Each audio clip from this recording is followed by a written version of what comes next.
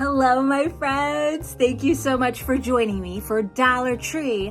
Look at me. Today, we are going to really create something special. And I just wanted to remind you that the show is already in progress. So this is your intro. Run to your local Dollar Tree, get all your supplies. We're not going to spend much, but we are going to have all of the fun. Okay, are you ready? Let's go. One of the things I want to make today out of all this fun stuff is with these pencil grips here that I found. The colors are so pretty in these pastels, and I thought it would be really cute to go ahead and string them together and make a fun necklace, maybe even earrings. And I'd like you to join me for that and see if you don't want to do it yourself. Obviously, these are from the Dollar Tree, but you can get these anywhere and in all different colors and sizes, and I think we're going to have a lot of fun. Do you want to come with me and see how it's done? All right, let's go. Okay, here we go. Here's our supplies. I bought 4 packages of these pencil grips.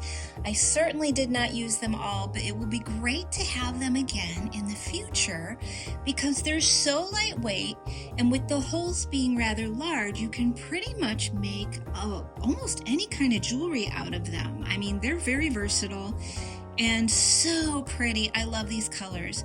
Once again, I used one of those eyeglass chains that I had, and they really come in handy for these kind of projects.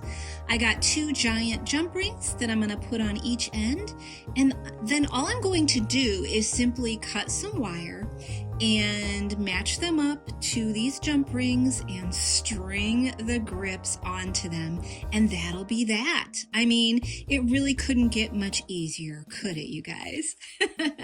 Okay, so here I am. I'm just measuring. Originally, I thought I was going to do 3 rows.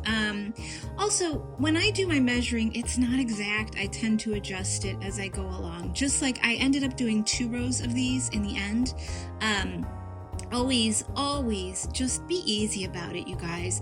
Make the adjustments as you go along. Do exactly what you want. Okay, it wouldn't fit on that end there without some beads. I had taken an end of the wire and made a loop and just twisted the wire around it. But I needed that bead because, like I said, the holes on these grips were pretty big and they kept going over the little loop that I made that we're going to attach to our jump ring. That being said, here I am making another one of those little loops. You just put the wire around the plier and then wrap the loose end around it. And I'm stringing it through this bead. Fortunately, these beads have a big enough hole where I could fit the wires through them, all 3 of them. Like I said, in the end, I end up going with 2. But it's nice to have a larger bead when you want to do more than one string of them. Quite honestly, just a little pro tip for you guys for the future. Maybe that's pretty obvious to some of you, but I'm a very trial and error kind of gal, so I just go and figure it out as I go along. Even when I make this jewelry and I'm doing this tutorial, I have no idea what I'm going to do until I actually get there and start doing it. It's not very pre-planned on my part. I just see an item in the store and I think, this would make cool jewelry or a bag or whatever you're doing. Let's just try it. Let's go for it. And at that $1.25 price tag, how can you miss? Okay, so for my first strand, I chose my color theme and I was really happy with it. Mostly pinks and purples, adding a little touch of aqua in there. And then I'm going to go ahead and end this wire by making another loop there and just wrapping the remaining wire around till I have a good amount, and then I just snip it off and, kind of push it down with the pliers so it stays put.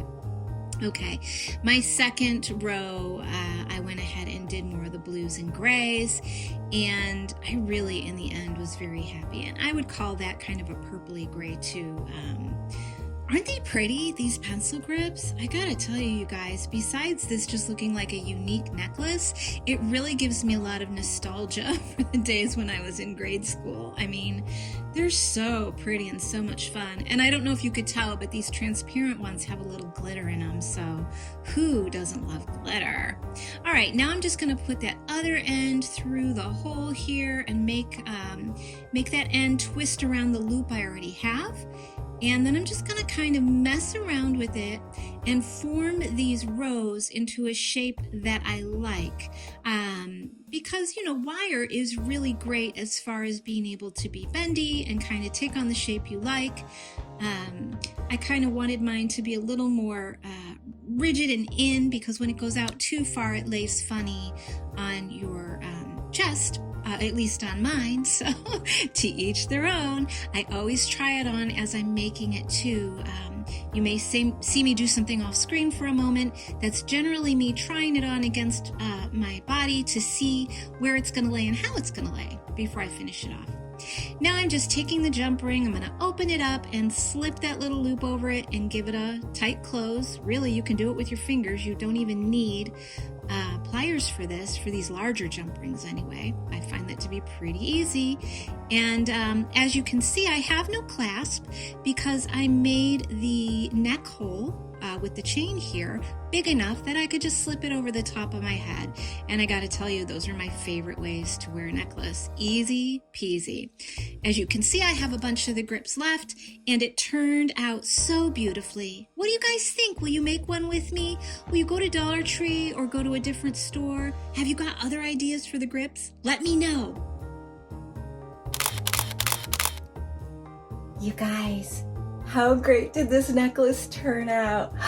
I'm so excited. I hope that you make one too. And just think, it's made of pencil grips. So even if you can't find them at your Dollar Tree, you can get them anywhere. It's lightweight, it's beautiful, and I'm so excited that we got to make one together.